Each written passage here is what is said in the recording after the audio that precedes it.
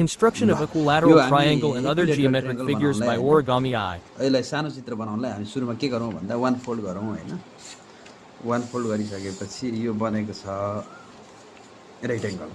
अब यसलाई फेरि टु फोल्ड गरिदिउँ, सानो चित्र बनाउँ सजिलो हुन्छ। अरु पनि चित्रहरुबाट देखाउन मिल्छ, त्यही भएर यो भयो। अब यसलाई फोल्ड गर्दा नि यो कुनालाई यहाँ भेटाउनु पर्यो र यहाँ चाहिँ यो चीज भेट्न पर्यो भने यसलाई यसरी फोल्ड गरौँ। यसलाई यसरी फोल्ड गर्यो भने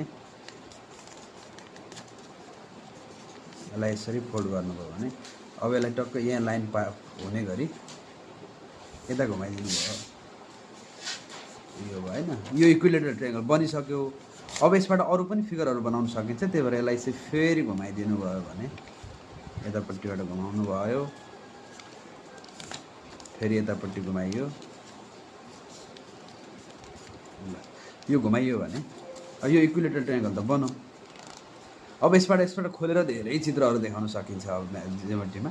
जस्तो यसलाई वान फोल्ड गर्नुभयो भने वान फोल्ड गर्नु हो भने हेर्नु त यो अलिकति यहाँ लाइन दिएको छ, यो के भयो रोम्बस बन्यो हैन।